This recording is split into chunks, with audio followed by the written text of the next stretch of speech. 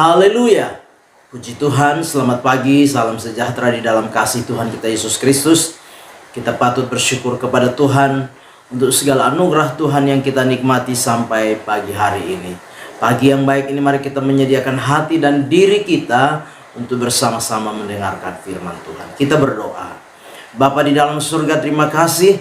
Kami mengucap syukur untuk segala anugerah-Mu yang kami nikmati sampai pagi hari ini. Pagi yang baik ini kami membaca dan merenungkan firman Tuhan. Engkau berkati kami semua. Kami mengucap syukur. Dalam nama Tuhan kami Yesus Kristus kami berdoa. Amin. Puji Tuhan, pagi hari ini saya akan membaca firman Tuhan bagi kita sekalian di dalam Mika pasal yang ke-6 ayat yang ke-8.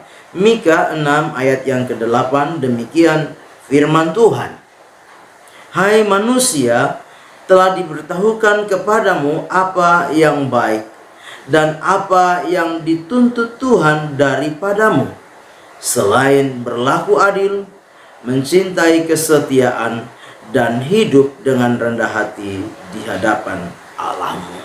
Puji Tuhan, pagi hari ini tema firman Tuhan yang ingin saya sampaikan kepada kita sekalian, yaitu tuntutan Allah bagi umatnya. Sekali lagi, tuntutan Allah bagi umatnya. Bapak Ibu jemaat yang kekasih di dalam Tuhan kita Yesus Kristus, ada sebuah pengaduan yang Allah lakukan kepada umatnya. Kenapa Allah melakukan itu? Karena moral dari kehidupan umat Tuhan sudah begitu bobrok. Itulah sebabnya Allah melalui Nabi Mika,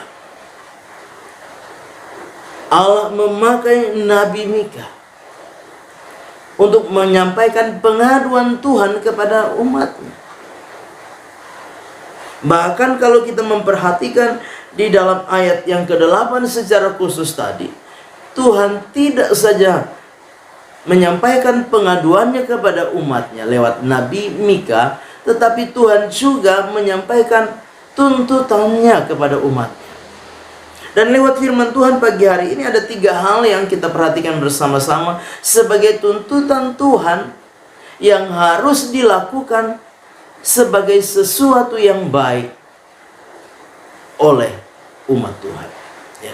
Di dalam pembacaan dikatakan, hai manusia, telah diberitahukan kepadamu apa yang baik. Jadi tuntutan Tuhan kepada umatnya ini tentang sesuatu yang baik, hal yang baik yang harus dilakukan oleh umat Tuhan. Dan hal yang baik yang pertama yang harus dilakukan umat Tuhan sebagai tuntutan Tuhan bagi mereka, yaitu di dalam ayat yang ke-8 di sana dikatakan, selain berlaku adil. Hal yang pertama yaitu Tuhan menuntut umat Tuhan untuk melakukan hal yang baik, yaitu apa? Berlaku adil. Nah, Bapak Ibu jemaat yang kekasih,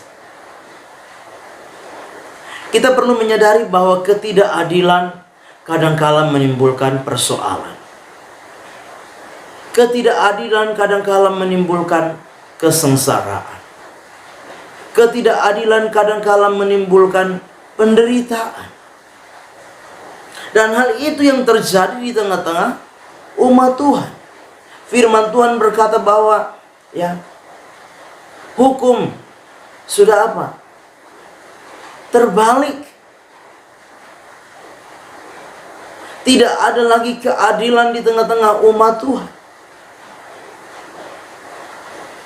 Sehingga terjadi kesengsaraan, terjadi penderitaan. Nah, Tuhan menuntut umat Tuhan untuk melakukan hal yang baik, yaitu supaya mereka berlaku adil, melakukan keadilan, hidup di dalam keadilan. Bapak Ibu jemaat yang kekasih di dalam Tuhan kita Yesus Kristus, sebagai orang-orang percaya, hidup di dalam keadilan adalah hal yang baik yang harus saudara dan saya kerjakan, harus saudara dan saya lakukan sebagai tuntutan Tuhan di dalam setiap kehidupan kita. Menjalani kehidupan kita langkah-langkah kita, baik di tengah-tengah hidup pribadi kita, dalam keluarga, dalam rumah tangga, dalam pekerjaan kita.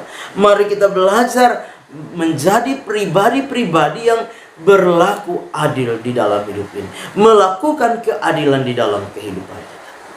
Karena melakukan keadilan adalah hal yang baik yang Tuhan tuntut dari kehidupan kita.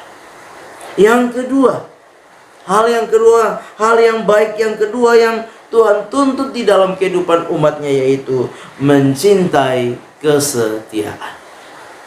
Bapak Ibu jemaat yang kekasih di dalam Tuhan kita Yesus Kristus, menjadi pribadi yang setia bukanlah hal yang mudah. Menjadi pribadi yang setia, menjadi umat Tuhan yang setia, bukanlah hal yang gampang segampang kita membalik telapak tangan. Menjadi seorang suami yang setia kepada istri, menjadi seorang istri yang setia kepada suami, anak-anak menjadi setia dengan orang tua, bahkan sebagai karyawan setia kepada majikan. Bukan hal yang mudah. Lebih daripada itu, kita menjadi pribadi yang setia kepada Tuhan. Bukan hal yang mudah. Tetapi inilah tuntutan Tuhan di dalam hidup orang percaya untuk menjadi pribadi-pribadi yang setia. Teristimewa kita setia kepada Tuhan karena Tuhan sudah mengasihi kita, Tuhan sudah memberkati kita, Tuhan sudah memelihara kita, Tuhan sudah menolong kita. Tuhan masih menganugerahkan kesehatan, kekuatan, kesempatan kepada kita. Dan Tuhan minta kepada setiap kita untuk kita belajar hidup di dalam kesetiaan. Untuk hidup di dalam kesetiaan butuh komitmen di dalam setiap kehidupan kita. Untuk kita hidup di dalam kesetiaan, kita perlu konsisten di dalam setiap kehidupan kita, sehingga kita menjadi pribadi-pribadi yang setia. Baik dalam keluarga, suami setia dengan istri, istri setia dengan suami, anak-anak setia dengan orang tua. Demikian juga di dalam pengiringan dan pelayanan kita. Mari kita belajar setia kepada Tuhan yang sudah mengasihi kita. Dan yang ketiga, hal yang baik yang dituntut Tuhan dari umatnya, yaitu dikatakan hidup di dalam kerendahan hati. Hidup di dalam kerendahan hati. Bapak Ibu jemaat yang kekasih di dalam Tuhan, hidup di dalam kerendahan hati bukanlah hal yang mudah. Ingat bahwa kesombongan, keangkuhan itu kadangkala timbul di dalam hati kita yang orang lain tidak tahu, ya. Yang orang lain mungkin berpikir kita hidup di dalam kerendahan hati. Tetapi lewat firman Tuhan pagi hari ini, Tuhan mengajar setiap kita untuk hidup di dalam kerendahan hati. Ya, firman Tuhan berkata bahwa Allah menentang orang yang congkak, tetapi mengasihani orang yang rendah hati. Sebagai orang-orang percaya, mari kita belajar hidup dalam kerendahan hati.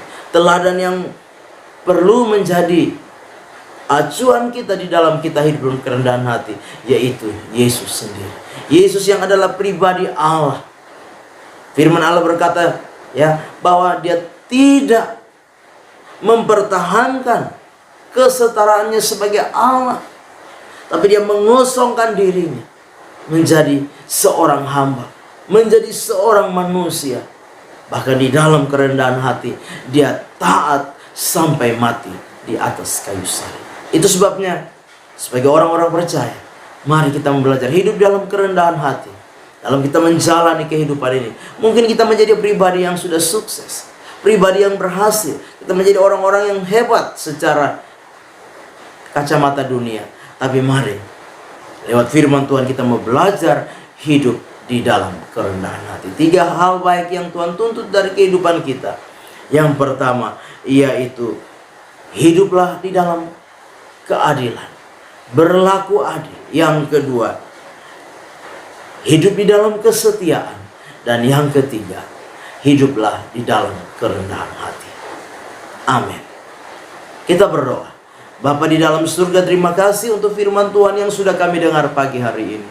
Firman itu biarlah menjadi rema, menjadi berkat menjadi kekuatan di dalam hidup kami. Kami serahkan seluruh hidup kami sepanjang hari ini.